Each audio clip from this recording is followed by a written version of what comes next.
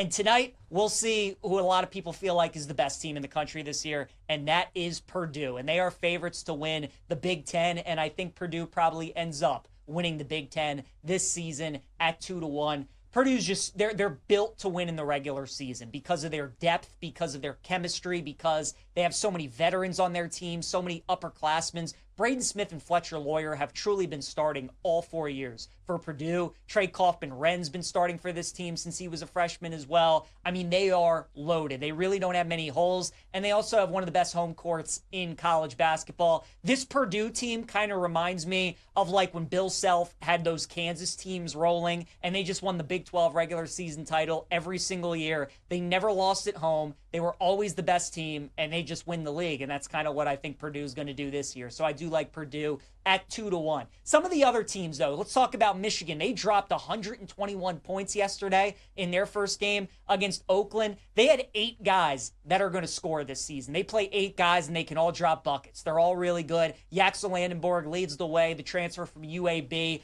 Michigan, I think, is going to be really good, and I think they could end up being a 2 or 3 seed this year, but I also think they could end up being a 2 or 3 seed that maybe goes home in the first round of the NCAA tournament. So I'm very interested by Dusty May's team. Feels like Michigan is going to be like a top 3 or 4 team in the Big Ten this year, but I don't think they're going to be a team that ends up winning the league. UCLA, talked about them yesterday. I like the Bruins a lot. Had a little struggle with Eastern Washington yesterday, but Donovan Dent, who comes over from New Mexico, led the way for them in points. 3 of their top 4 leading scorers are back this season. I would expect UCLA to get better and better and better as the season goes on. Bruins could be a factor. And outside of Purdue, if I had to bet anybody in this league, I would bet UCLA to win the Big Ten. Illinois is up next at plus 600, and it's time to get to know the Vicks on Illinois. They got a bunch of them. Stojakovic, Avicic, they got a whole bunch of them this year, and they're all really good. A ton of European players. I like what Brad Underwood's kind of doing right now in this era of college basketball. He's just tapping into the European market, and he's getting a bunch of these guys that are pros at a young level like he did last year.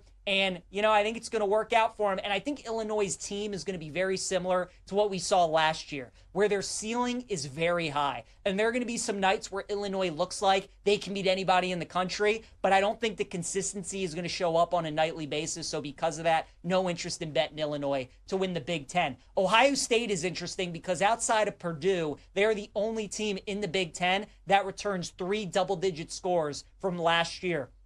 Roster retention was a big thing for John Diebler this offseason, and he accomplished that. He also brought in some guys that should help them in the portal as well. Now, it's only one game, but Ohio State beat IUPUI formally last night, 120-101. So you love to see the offense. The defense, not so much. I can't bet Ohio State at this price. On paper, they look like a very good team and a team that could potentially win the Big Ten, but I got to see it before I can bet it, especially at a price like that. Michigan State, they're 18-1 to win the league. Definitely not one of Izzo's most talented teams. This is a team that I would rather bet in March than rather the regular season, because we all know when it comes to March, not many better than Tom Izzo. Oregon and USC at 22-1, both very fascinating teams this season. Nobody's really talking about the Ducks, but they have one of the best inside-outside combos in college basketball in Jackson Shellstad and Nate Biddle, who both returned this year for Dana Altman. I think the Ducks and USC, much like Michigan State,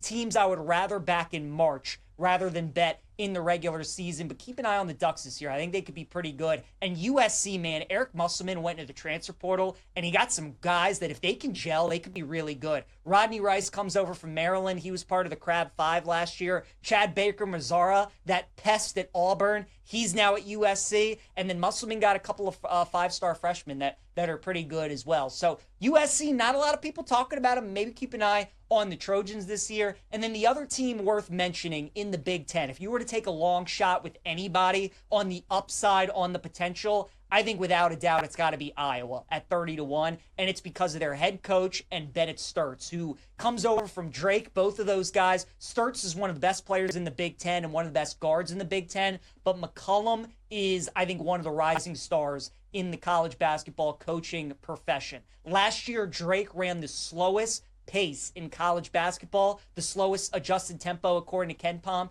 because that's what they had to do to win games, and they ended up winning 31 of them. McCollum doesn't want to play that way, but he's such a good coach that he will predicate his system to his team's strength. So I'm really excited to see what he does in year one in Iowa City. And if he turns out to be as good as I think he can be and Sturts continues to get better and better, Iowa's got a lot of shooters this year. They could be a team to watch. So maybe a long shot would be the Hawkeyes at 30-1.